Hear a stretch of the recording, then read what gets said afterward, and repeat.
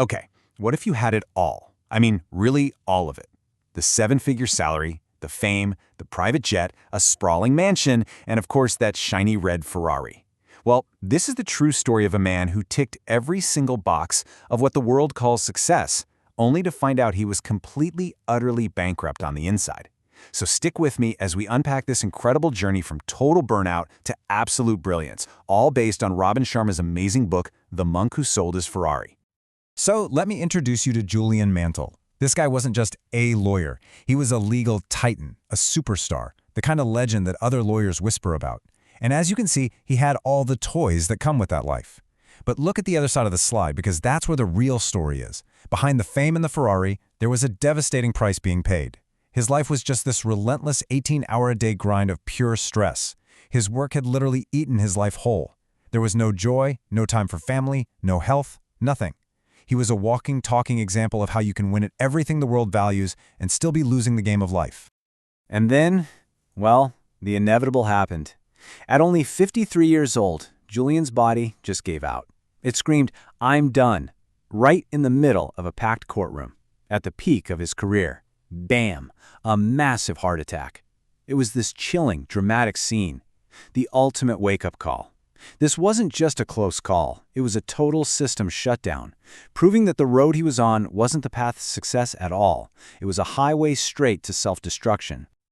Now, finding this story as fascinating as we do? If so, do us a huge favor and smash that like button, subscribe to the channel, and let us know what you think in the comments. It really does help us out a ton. Okay, so Julian's collapse was a brutal end to that chapter of his life. But what in the world happened next? Well, he survived, but the man who left that hospital was a completely different person.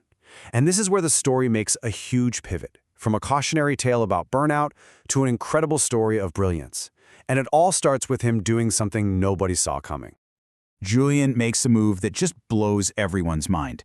He decides to sell everything, and I mean everything, the mansion, the private plane, and yes, even that famous red Ferrari. He cashes in his entire life, and then he just disappears. He tells his friend, who's telling us this story, that he's off to India to find some answers, to find the wisdom his life was so desperately missing. And for 3 straight years, nothing. Total silence. He basically became a ghost.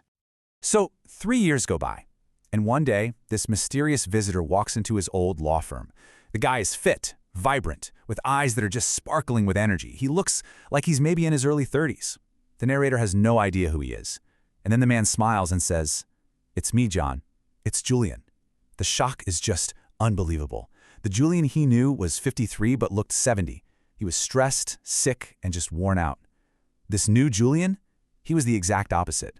Youthful, energetic, and just radiating this deep sense of peace. The change was so complete, it was almost impossible to believe. But let's be super clear here. This was not the result of a great spa vacation. Julian explains that he traveled high into the Himalaya mountains, where he found this mystical group of monks called the Sages of Sivana. And these sages, who lived these incredibly long, joyful lives, they taught him everything. And now he was back. Not just transformed, but on a mission. He'd made a promise to his teachers that he would share these incredible secrets with the rest of the world. So how do you even begin to teach wisdom that can completely change a person's life? Well, the sages didn't just hand Julian a boring textbook. Nope, they gave him something way more powerful. A single, really strange, but totally unforgettable story. A fable. This little story was basically a mystical map for living a better life. And it's the key to everything he learned. Okay, this is where it gets wonderfully weird, so you gotta stick with me. Julian asks his friend to picture this in his mind. You're in the middle of this beautiful, magnificent garden. Standing in the center is a giant, towering lighthouse. All of a sudden, the lighthouse door creaks open, and out walks a 9-foot-tall sumo wrestler, and he's only wearing a pink wire cable.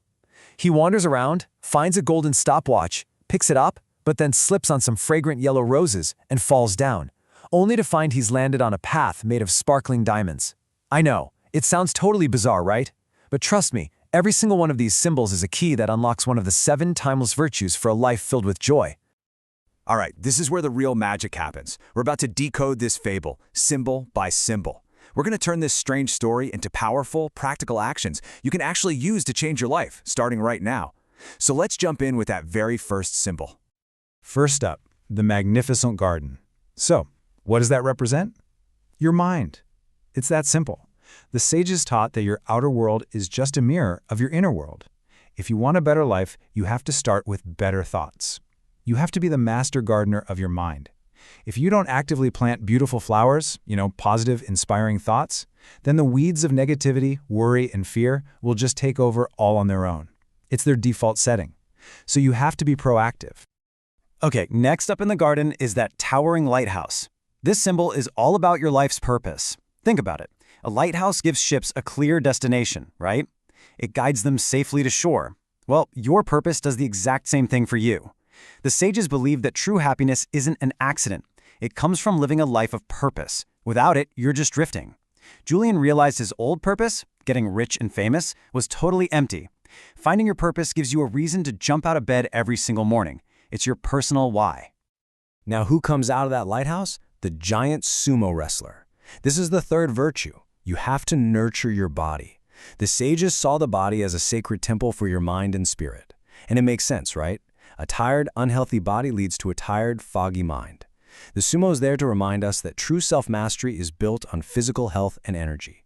That means fueling your body with good, living foods, breathing deeply to oxygenate your system, and moving your body consistently.